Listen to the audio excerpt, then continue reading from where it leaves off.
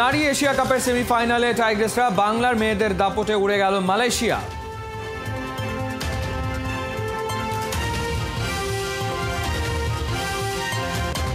চট্টগ্রামে গিয়ে ব্যাটিংয়ে মনোযোগী মুশফিকুর রহিম, টেস্টে নিজের পারফরম্যান্স করতে চান রঙিন।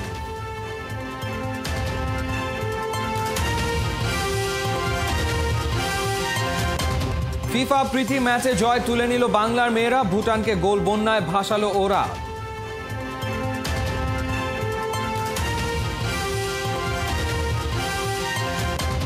মেসি রোনালদো মাঠে ফিরবেন কবে? অবসরের সময়টা দুই মহাতারকা কাটাচ্ছেন পরিবারের সাথে।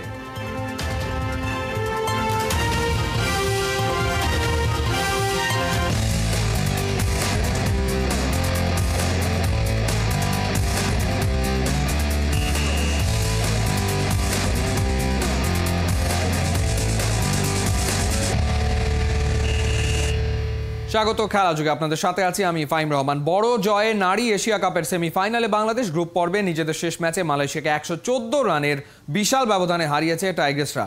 192 রানের টার্গেটে 77 রান করে মালয়েশিয়া। রহমান পেয়ারের রিপোর্ট। ডাম্বুলায় নারীদের টি-20 এশিয়া কাপের গুরুত্বপূর্ণ খেলা। বাংলাদেশের প্রতিপক্ষ মালয়েশিয়া। সেমিফাইনাল নিশ্চিত করতে টাইগ্রেসদের বড় জয় দরকার। নিগার সুলতানারা খেলতে চায় চমৎকার। টস জিতে বাংলাদেশ ব্যাটিংয়ে, দুর্বল প্রতিপক্ষের বিপক্ষে বড় স্কোর গড়ার টার্গেটে। জমে গেল উদ্বোধনী জুটি। দিলারা আক্তার আর মুর্শিদা খাতুন যোগ করেন 65। 20 বলে 33 রান দিলারা আক্তারের ব্যাটে। টাইগ্রেসরা ভালো শুরু পেয়েছে। 45 বলে মুর্শিদা খাতুনের 50। শুরুতে কিছুটা দেখে শুনে খেলেন তিনি। 50 পূরণ করেই মুর্শিদা মারমুখী। 59 বলে ওর ব্যাটে 80।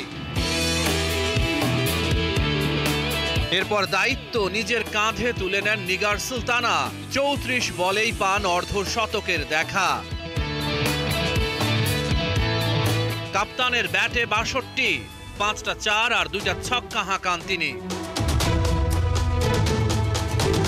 2 উইকেটে 191 রান বাংলাদেশের বোর্ডে। টাইগ্রেসরা আন্তর্জাতিক টি-20তে নিজেদের দ্বিতীয় সর্বোচ্চ সংগ্রহের রেকর্ড গড়েছে। 2019 সালে বাংলার মেয়েরা 255 রান করেছিল মালদ্বীপের বিপক্ষে। জবাব দিতে নেমে মালয়েশিয়ার শুরুটা ভালো হলো না।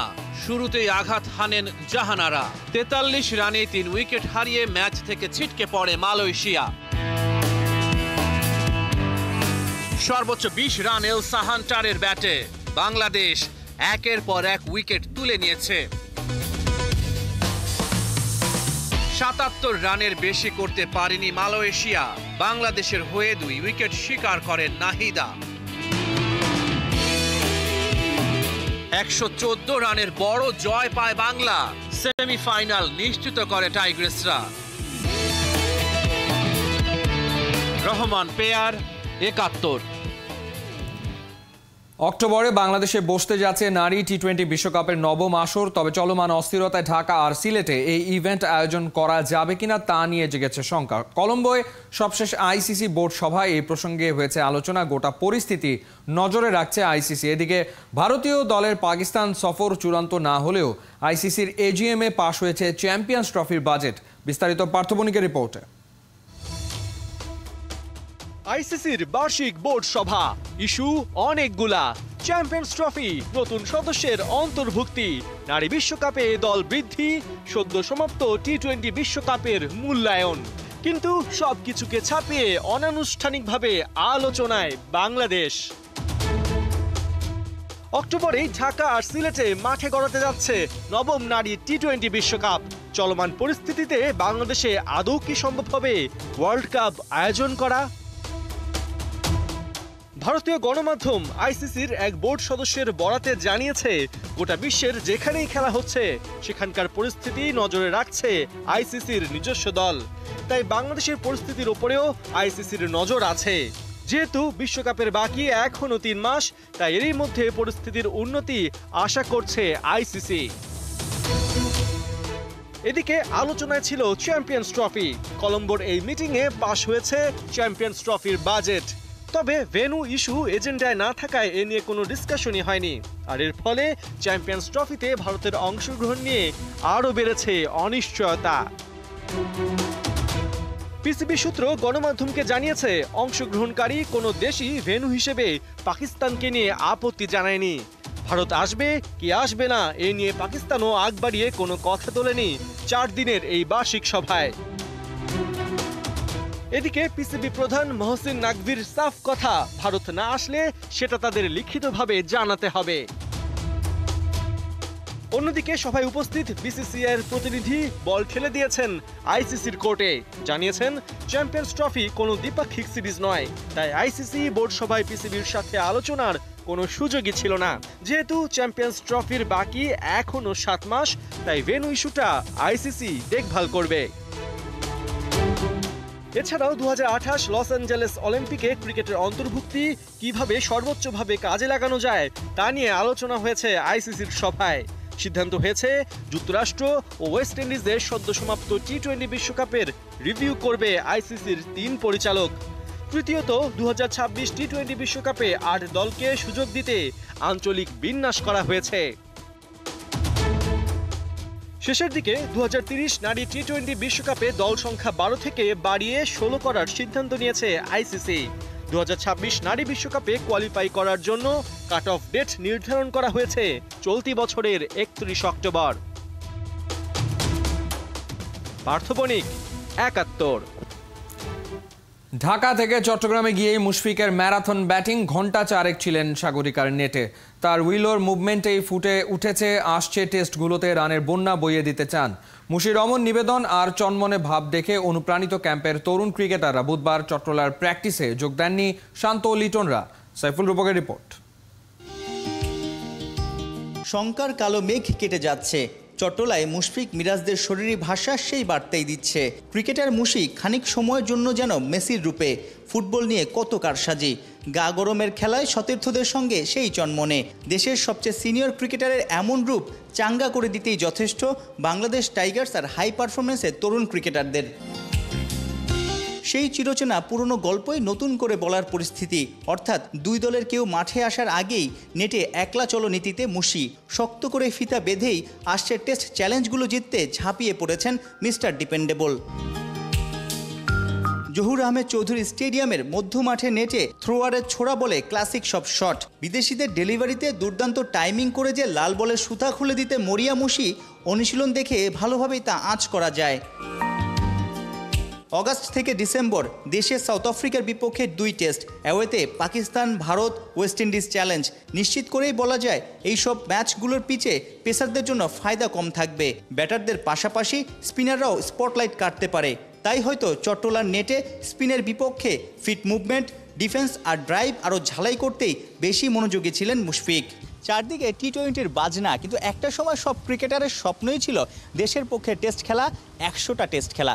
বাংলাদেশের কোনো ক্রিকেটার এখন পর্যন্ত 100টা টেস্ট খেলতে পারেনি, কিন্তু ওই যে মুশফিকুর রহিম মধ্য মাঠে ভর দুপুরে যে প্র্যাকটিস করছেন তিনি খুব কাছে আছেন। অর্থাৎ মুশফিকের টেস্ট সংখ্যা 88টা।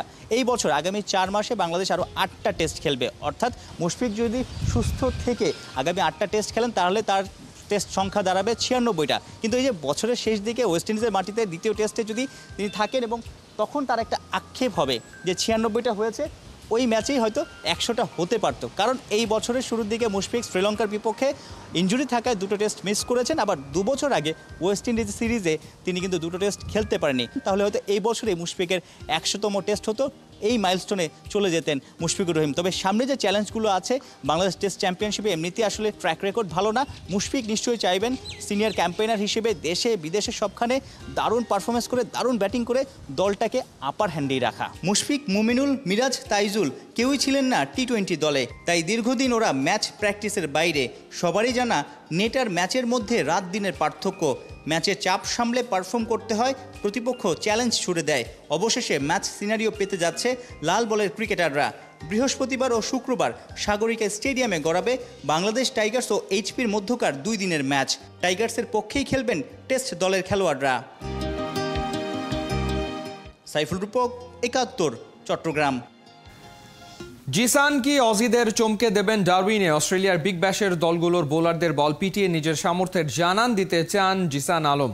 হাই পারফরমেন্সের জার্সিতে দারুণ ফর্ম আর রিদমে এই হার্ড হিটার ওপেনার ক্যাঙ্গারুদের দেশে ওয়ানডে আর টি20 সিরিজে হতে চান সেরা ক্রিকেটার। চট্টগ্রামে জিসানের ভাবনা জেনেছেন সাইফুল রূপক।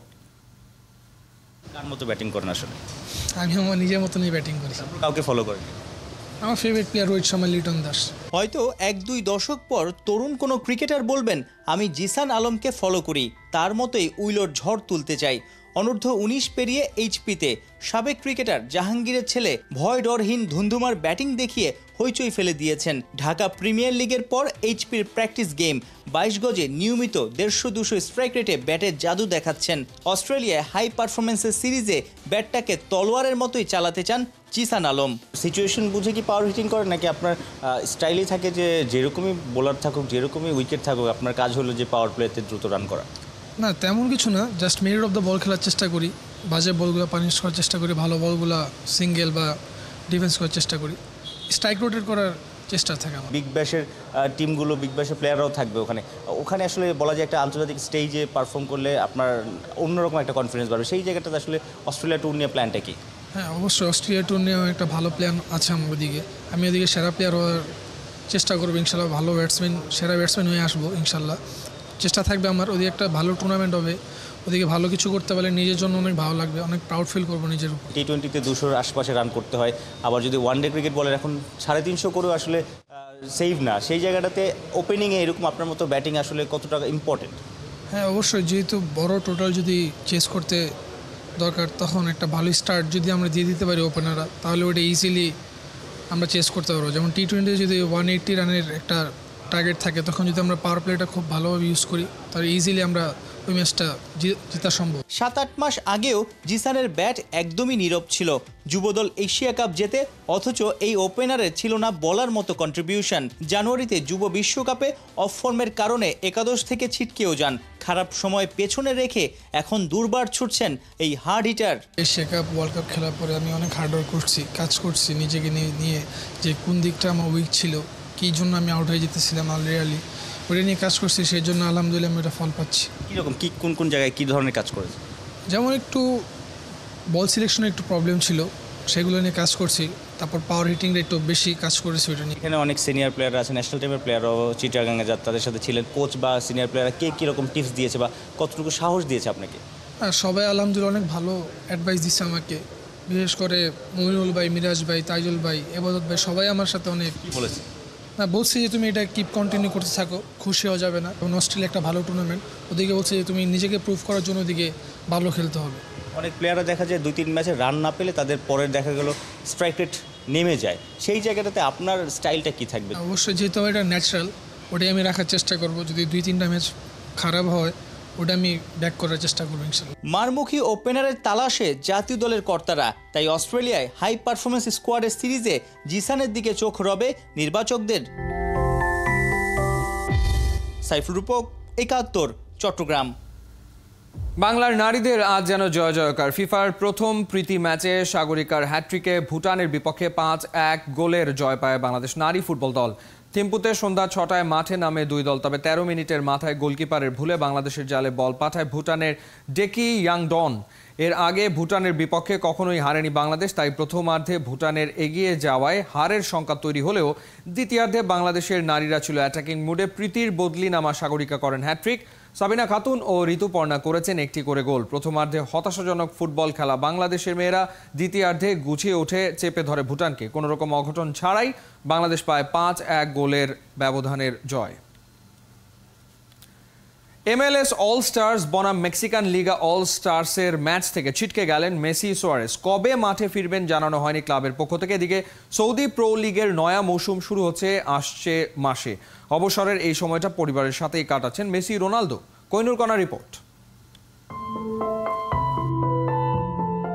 Hey Siri, what's going on in sports world? To do that, you will need to be online. Siriর এমন বেরসিক উত্তর। গেল 5 দিন ধরে বাংলাদেশে চলছে ইন্টারনেট ব্ল্যাকআউট। অতঃপর 122 ঘন্টারও বেশি সময় পর সীমিত পরিসরে চালু হলো ব্রডব্যান্ড ইন্টারনেট।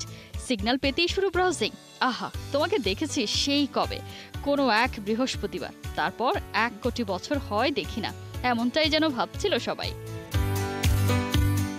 এদিকে বাংলাদেশি ভক্ত সমর্থকদের কথা চিন্তা করেই কিনা এই সময়টাতে মাঠে নেই মেসি রোনালদোদের কোনো ম্যাচ। একজন কোপা জিতে, অন্যজন ইউরোতে অম্লমধুর পারফর্ম শেষে কি করছেন এখন? কোপা আমেরিকা 16 নম্বর ট্রফি নিয়ে দলের সাথে ফেরেননি লিওনেল মেসি, রয়ে গেছিলেন ফ্লোরিডাতেই। অতঃপর যোগ দেন ইন্টার মায়ামিতে। দক্ষিণ আমেরিকা জয় করে ফিরে ক্লাবের পক্ষ থেকে মেসি পেয়ে যান গ্র্যান্ড রিসেপশন। এদিকে বুধবার সকালে MLS অল স্টার্স মুখোমুখি হচ্ছে মেক্সিকান লিগা অল স্টার্সের। তবে ইনজুরির কারণে থাকছেন না লিওনেল মেসি, খেলছেন না উরুগুয়ান স্ট্রাইকার লুইস সুয়ারেজও। কোপা আমেরিকায় অংশ নেয়া 40 দিনেরও বেশি সময় ক্লাবের বাইরে এই দুই সতীর্থ। মেসি সুয়ারেজ জুটি কবে ফিরবেন পিঙ্ক জার্সিতে, সে নিয়ে ক্লাব থেকে আসেনি কোনো আনুষ্ঠানিক ঘোষণা। লিওনেল মেসি যে পুরোদস্তুর একজন ফ্যামিলি ম্যান, সে কে না জানে। তাই তো অবসরের এই সময়টার পুরো ফায়দা তুলছেন এলামটেন। রোকুজোয়ার 3 সন্তানকে নিয়ে ঘুরে বেড়াচ্ছেন নৌবিহারে। মাঠে যেমন একজন অন্যজনকে টেক্কা দিয়ে বেড়ান, তেমনি অবসর পালনেও মেসিকে টেক্কা দিতেই কিনা লোহিত সাগরে পরিবারের সাথে ক্রিশ্চিয়ানো রোনালদো। সৌদি প্রো লিগের নয়া মৌসুম শুরু হবে আসছে মাসে। ফাঁকা সময়ে যথারীতি পরিবারের সাথে CR7। নতুন মৌসুমে টানা ম্যাচ। তার আগে জর্জিনার সন্তানদের সাথে কাটানো এই মুহূর্তগুলোই তো রসদ হিসেবে কাজ করবে পরের কঠিন সময়ে। কোহিনুর কণা, ৭১। এই ছিল এই মুহূর্তের খেলাযোগে। সরাসরি সংবাদ অনুষ্ঠান দেখতে থাকুন ৭১-এর ফেসবুক পেজে এবং সাবস্ক্রাইব করুন ৭১-এর ইউটিউব চ্যানেলে। ৭১-এর সাথেই থাকুন।